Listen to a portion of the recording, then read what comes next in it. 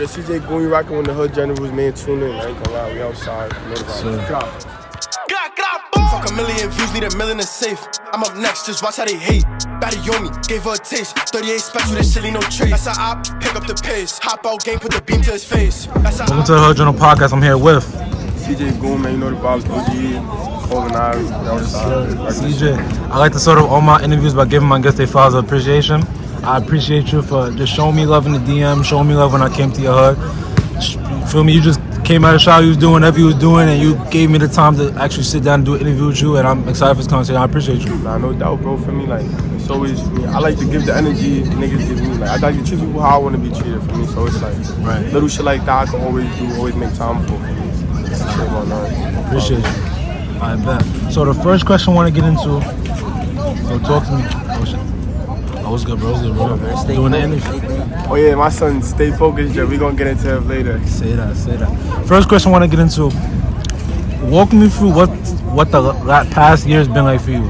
So you get 1 million views on Kidnap, feel me? You go for whatever legal situation you go to, and then you come back and you better do another 1 million views. It's been like a real roller coaster for you. Yeah, feel me? Like, I feel like as soon as I started like really like engaging with the music, like the Lord fake, you know, like did some hate and shit. Sat me down for some shit. I ain't had nothing to do with it. For me, I fought for like I was in it for like what 6 months. I came home, though, for me, and I just been ever since I've been home, bro. It's been studio, video, concert. Like I've been on some like really on some music shit. Like yeah, you've been straight working out the bullshit for me, trying to really lock in. What did that time behind bars do for you in terms of like you not taking for granted like the time you have outside? Feel me? That your freedom. Feel me? You being able to record music, get more 1 million views. Like what did that time like? Did you take any positive from your time behind bars? It just gave me a lot of time to sit down and think. Like nobody gonna really want it for you more than you. Like you can't get it unless you go get it. For me, so like I just learned not to put myself in other people, my situation in other people's hands. For me, take care of matters in my own hands and really focus up to be something, be the shit I want to be. For me, that's the long run. All right, CJ. So, talk to me a little about your upbringing. Talk to me about the hood you come from, people you grew up with, friends, family, shit like that. For me, like I'm not originally from Courtlandt. I was born and raised on the concourse, about Warden Ave and shit like that. Okay. I came over here about like what 2013, 2014 for me. Me, Shy K, B-Diddy, you know, like we came up together since we was young. For me, we start, you know, young niggas wildin'. They started it first though, like the shooter get shot shit, like that Bronx drill. My son Shy K, PJ Glizzy, and B-Diddy started that. Like shooter get shot was started everything up for me. I wasn't rapping at that time. My dad got booked at that video shoot. Oh wait. Then like for me, the bros was just going crazy. I'm in the stool. And they like, yo, bro, like you always fake freestyling, nigga, make a song. Just for me, I made a track. Ever since then, I just keep going with that shit. What was that first track that you had made in the studio that catapulted your career? Everything Dead. That was your first track? That was my first track ever. Like, wow. Like, I recorded shit before that, but that was my first real song. Released. Like I really like went in the studio, got on some serious shit. Like that was my first real song ever. Bro, I don't know what it is, but the vibe that you give me, the vibe that you give me, like when you want to track, you give me like a little point guard, like, you facilitate, you set the tone. Like on that track, you set the tone. Like with songs, my main thing with songs is I be trying to like make it make sense. Like all the shit niggas be wanting niggas to address, I'm not gonna say it, but they gonna hear what I'm saying though. Like I'm not gonna really directly address it, but niggas gonna understand what I'm trying to say. That's like if you know, you know. Yeah, for me, you gotta know how to push it together without incriminating yourself. That's fine. What's going on? The little kid running to the street. Nah, what? Like record.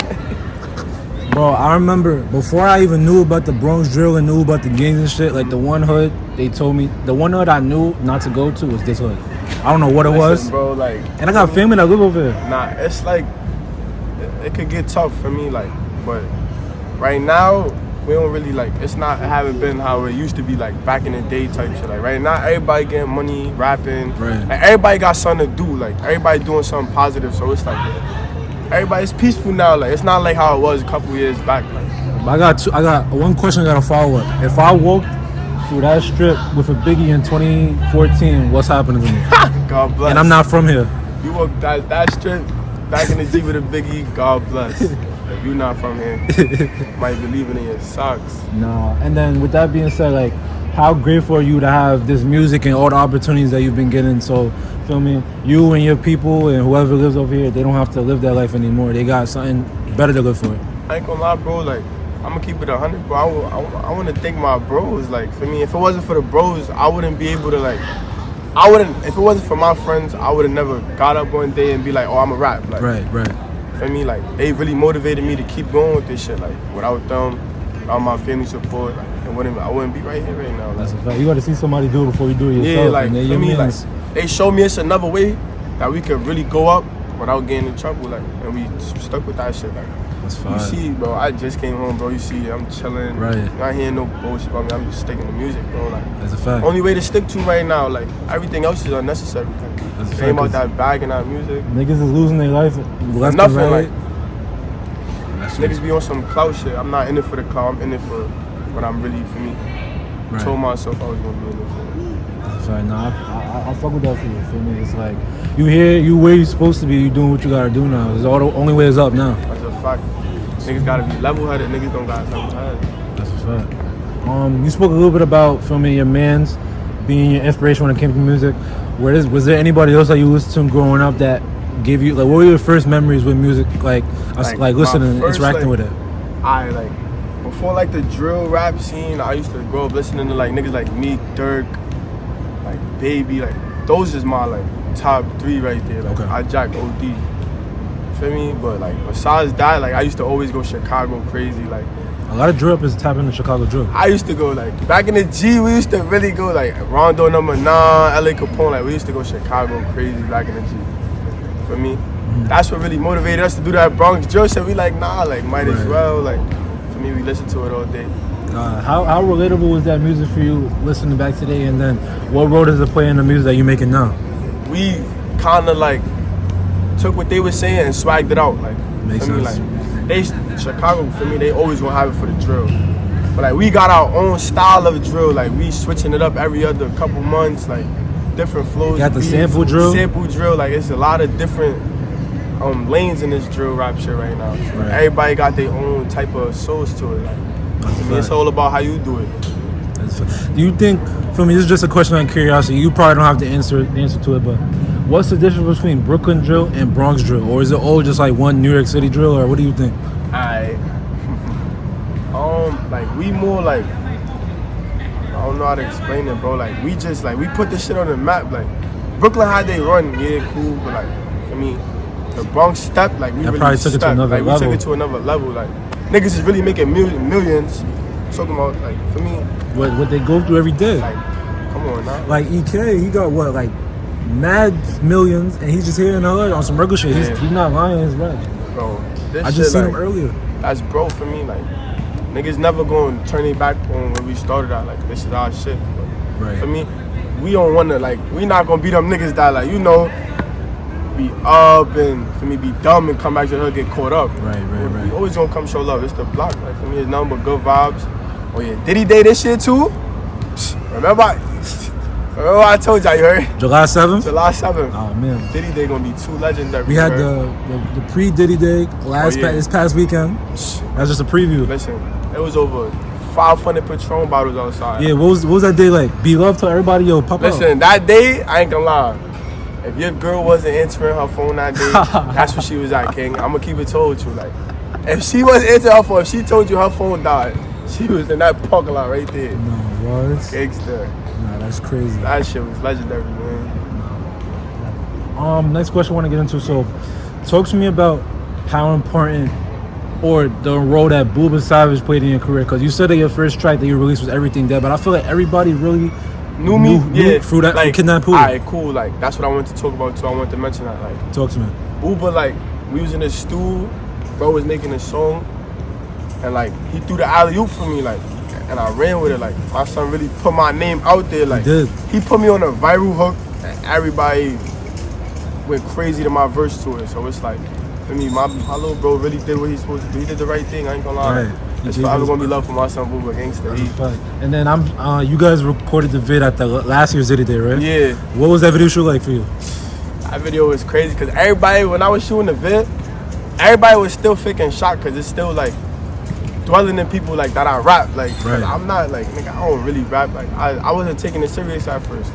I was just rapping to rap, for me, but I really started doing numbers with this shit, actually getting paid for this shit. Right. Why would I not stick with something that's for me, taking care of the family and shit like that? That's a fact, sound positive. And then came home, you dropped Kidnap Part 2. Like, even though Kidnap Who Part 1 was tough, I feel like you really elevated yourself with that second version. Yeah. Talk to me about that track. That track right there, like, I came home, I ain't make a song in like 2 weeks. Bro kept calling me like, yo, bro, you bugging, like, lock in. I was too focused on everything else. For me, a lot of shit was going on. Nigga, he called me in his stool. He's like, yo, bro, like, I'm not taking no for an answer. Like, we making this shit today. For me, I sat in the stool. I really sat there, locked in. I heard that beat. I'm like, nah, we doing this right now. I mean, we just been crazy. Like, it be the hook for me. Like, every time he go crazy with the hook. The point guard. Like, you facilitate, set the tone. Like, his hooks always motivate me to go crazy because usually I'm always the nigga that's doing the hooks. Right. So when he put that crazy ass hook on, I just be like, nah, like, I gotta go crazy. Like, my son be talking. And that shit about to hit a million views too. That shit hit a mill probably by July 1st. Remember I said that? No, that's a fact. You heard it here first.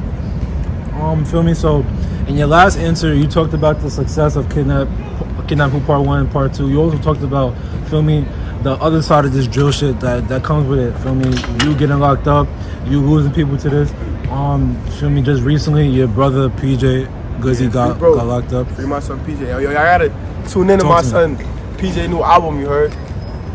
If y'all ain't tuning in yet, y'all niggas slipping. Nah, you gotta tap in. Talk to me about, feel me, the reaction that you got when you heard the news. Feel me? And what we could do to keep other talented artists outside of prison. Feel me? You the perfect person to talk about it because you just came home. Talk to me about that. When I heard bro was locked up, for me, that shit broke my heart because it's like, we keep getting picked on for shit we don't got nothing to do with. Like, all we doing is rapping, staying out the way. Like, right. I only got to see my mans for a day before I got locked up. Like, that shit don't sit right with niggas. Like, that shit be whack for me. What I could say for future rappers is just like, watch how you carry yourself. Like, don't carry yourself like a crash out for me. Right. Always carry yourself like you got something to live for. Like, when you move like you got nothing to live for, you gonna get the results. You get the results of that for me. Nah, it's a fact. Feel me? Free PJ and free everybody else. Feel me? Free the guys, free PJ, free Skirter, free Daffy Woo, free the Urbans, free the West, free everybody, bro. Like, free all the risk takers, bro. Like, this shit is just, it's no joke. Yeah. And then, feel me, we spoke a little bit about it in the beginning. Diddy Day is coming up. Talk to me about what kind of person Diddy was and what you're trying to do to carry on his legacy. Diddy was a genuine basketball player. Like, my man's never was ever like in the streets, affiliated through a gang sign up, ever. Like,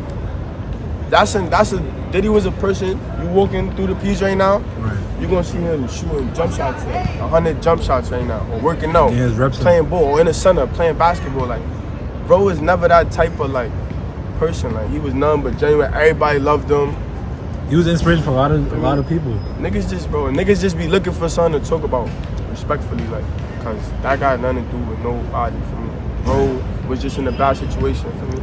I feel like the first time I heard, like, feel me, the other side mention him, I thought it was a low blow, cause feel me, it's like, I don't know him personally, but like, I've seen him from afar, the things that he was doing, it was like. Remember what I said, bro, niggas gonna say whatever they want that sound good, like, niggas will do whatever for some clout. No matter how low it is. No matter how low it is, for me, you just gotta accept it nowadays, like, and expect it to come the way this generation set up, like. Right. And it be so sad, cause it's like, talking on Diddy is like talking on somebody innocent parent or brother or something. That got nothing to do with innocent bystander, like, literally, like, bro is never affiliated member, like, for me, like, but you know, niggas gonna hate. If they not hating, we not doing nothing good, for me. That's a fact. Rest in peace, bro. He was really a different type of nigga. Cause with hate come with respect, for me. Come on now, like, he was really a different type of legend, like, he got his own court, like, he got the quote, had a scholarship, like, he was really doing shit for the hood, like.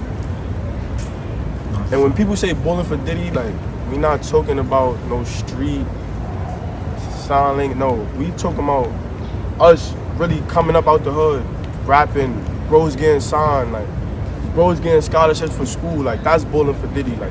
Right. Bowling for Diddy got nothing to do with no street sign messages, none of that shit. Right? Like, B-Diddy, Bowling for Diddy is a positive saying, like for everybody who's doing positive shit. Putting your best foot forward, just like he did on the court. Exactly. To me, shit like that. Yes, sir. And then speaking about, for me, all your bros that you grew up with, EK doing millions every song, V-Love, Ida, Bouba. How proud are you of the success that they've achieved? And feel me, you consider y'all are in the midst of like hip hop history right now, and y'all all play a role. How proud are you of them? Like a lot of words can't really explain how proud I am of me and my niggas, cause it's like we really came from nothing, bro. Like we was all young, dumb, trying to take it day by day. 100 deep in one studio, everybody making songs for me. Right. Now look, bro just threw 150 on it. For me, like everybody just having their way with this shit now, and that's how we want it. For me, like when everybody doing something good, like nobody. Right now, like this summer, y'all gonna see how it is. Right, that's like, a fact. It's different. Like. And I'll be the first to say that, for me, y'all are like an inspiration for me, because it's like I live on Jackson. You know, yeah, whatever y'all got with them, it's like y'all down the block and y'all making all this noise and shit. And it's like, yo, they coming from one of the worst places in the Bronx. If they could do it, then I could definitely do it. I'll be listening to y'all before I do my work and shit. It's like y'all inspiration for me. That's a fact for me. Anything is possible, bro, when you put your mind to it. Like you just gotta stay focused, and you can't let nobody like stop you from handling what you gotta handle to better yourself. Like it's a fact. If nobody around you for help you achieve shit, it's like it's no point. Right. What you around me for? I mean, you gotta like start isolating the people that's holding you back from the people that want to win with you. That's a fact. Say that. Feel me? Question I like to ask all my guests. Feel me? You just talked about losing your brothers to the jail system, losing your brothers to, feel me, gun violence. I like to ask all my guests this question, get a scoop of how they feel, and talk to me about how's your mental health. For me, I'm good. For me, I can't really complain, because like I've been chilling, living life. I'm just glad to be home. For me, glad to do what I like to do. For me, ride, stay out the way, get fly. That's fun. That's your shit. So yeah, and then with that being said, last question before I get into quick is, what's your ultimate goals with the music? Like, what does CJ Goon hope to accomplish with his music? I just want to be able to take care of my family. For me, like I want to be able to call my wake my mama one day, just give her 100, tell her like go move, and for me, like the goal is to never look back. Like for me, never look back at all the bad shit we went through, and for me, like just keep moving for better days. For me, just like that. That's the fact. Say that. Alright, bet. So I like to, these are the quick hitters. A couple of light, fun-hearted questions. I like to ask all my guests to get the human side of them. First question I want to get into: what's one thing you want to do that you haven't done yet? Anything like a bucket list type thing. One thing, one thing I want to do that I ain't do yet. I ain't go jet skiing yet. Jet skiing? I ain't go jet skiing yet. I want to do that. I heard niggas be flipping off them shit. Would you? So you smoke? Yeah, I smoke, right? Would you jet ski high? Hell no. I'm scared to jet ski sober. I'm not doing that high yet. How about skydiving? Hell no. Hell no. Then you got a straight ass face after that one. Skydiving a different type. Nah, I don't even like going on roller coasters. Oh, hell no, that's not violent. Say that. Next question I want to get into: what's the toughest bar you ever wrote? The toughest bar I ever wrote? Tough when you have a lot of good bars. Damn, the toughest bar I ever wrote. Which one? I don't gonna lie, I can't answer that. I let the fans answer that. Like, right, you just gotta listen to the catalog. I listen to what the fans think. I feel like my best my best verse was in Kidnap Part 2. When I said, throw the O to the moon and get shot by a goon. Boom, my brother for him to get boom. Quick to react on the first one to boom. Bang on my chest when I woke in the room. Like, that's my favorite. Nah, what? That's my favorite shit right there so far. Nah, say that. I'm gonna put you on the spot for this one. Touch the Ground. I think that's EK, Keem, and Ida. Who, in your opinion, who had the best verse on that track? Touch the Ground? Yeah. I give it to EK. You give it to EK? But I like EK got two versions of Touch the Ground. I like the version with him and Woe better. And my son Woe the AGTL. I like that version better. He got on his bag in that version. That's a fact. They gonna know. The fans gonna know why I like that. If you listen to the song, you know. You know why I like that one better. And then second version of that question. Who had the best verse on Everything Dead? After you, of course. Free PJ. He did go crazy Free on that. PJ. For me, like, Everything Dead was a song, like, for me, like, he came through the alley-oop for me, too. Like, bro was like, nah, bro, like, I'm gonna really make sure you serious. We about to do a song right now. Right. And that song just took off, like. I ain't gonna lie though, we all fake went crazy though, cause Sensei said some crazy shit. Lefty started bugging, like, I feel like that song was just like a song for like all the bros to get their name up right there. Like, that was that song, that statement song for everybody. I feel like it was, cause everybody knew about Shy K at that time, but he basically gave you the platform to go crazy. He gave us that alley oop, and we just, for me, you know, slam dunk. As you should. That shit. That's a fact. Let's go. If you could have dinner with any 5 people dead or alive, who would they be and why? Dinner with any 5 people? Jay-Z. A lot of people. Dr. Dre. That's tough. 3 more. Jay-Z, Dr. Dre. That's a tough 2 to start. I ain't gonna lie. With myself, Wiz Khalifa. Oh, word? I ain't gonna lie. Who smoked more blunts, you or him? Nah, that nigga Mike. I ain't gonna lie. I can't survive with that. I just came home, bro. I be smoking like 3 apes. I be going, you heard? So I know I'm not surviving with that nigga right now. You gotta catch up. But, what's the 2? You got Dre, Jay-Z. Damn. Meek. How I forget my... Oh, yeah, my son, Meek. Tough. And, damn, what's the nigga name? Baby Manager that owned that whole label. Little Baby Manager. I forgot my son's name. But him though. Why him though? Cause like he really like that whole CMG shit, like that whole, not even CMG, I'm wildin'. That whole 4PF shit, like he gave Baby a platform and Baby like ran with it and made his own platform. Like that shit was different. Like I never saw a nigga do that. Like Baby really make sure all his niggas good. Like that's a fact. He don't exclude nobody out of nothing.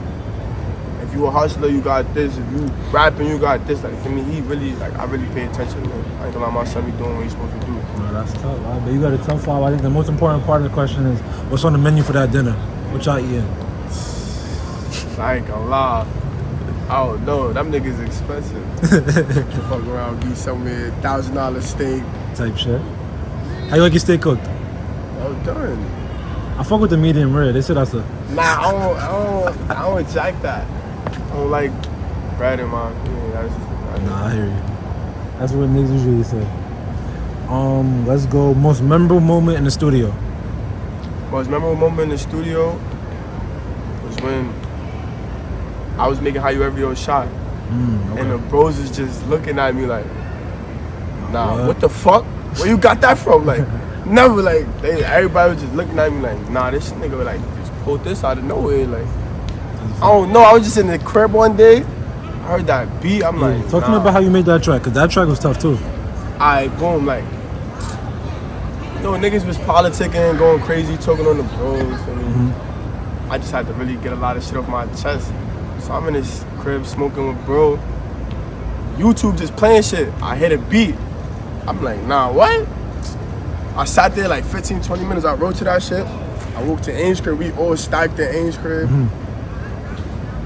We started going crazy. They heard the hook, and the bros was just like, nah. EK hopped on it. After EK hopped on it, it was just me and EK for mad long. We was about to do the video, and then my son 30 wound up getting on it. Tough. Shit was flocked. We shot the vid. I ain't gonna lie, that vid too different. My son Keem, free my son Keem too. Yeah, bro. Talk to me about how important that video was for Keem, because that's when niggas started filming. So I could say I grew up with Keem because he used to be on Jackson Road. And then, feel me, talk to me about how important that video shoot was for Keem, because I feel like that's when people started hearing about Keem. Like he had to dance and then he had to sip it at the end. Nah, talk about that. You gotta really know my son Keem. Like he really animated. The way he came up with that dance was too funny. Like the behind the scenes of that, I gotta tune into the behind the scenes on Kidnap shit. That was tough too. That shit was too funny, bro. Like my son really creative. Like he found his own way with this shit and swag it out. Like that's a fact. Everybody just got a jacket because it's like, why not? My son having his way with his shit. That's right. Talk to me about like how talented he is. He's getting views on. Talk to me. One thing about Keem is he know how to make a song. Like my son Keem know how to make a song. That's a fact. Say that. When you're in the end of the interview, let's go. Your biggest lesson from 2021. My biggest lesson from 2021 is always put yourself first. Like, make sure you take care of what you gotta take care for yourself before you could help everybody else. Facts.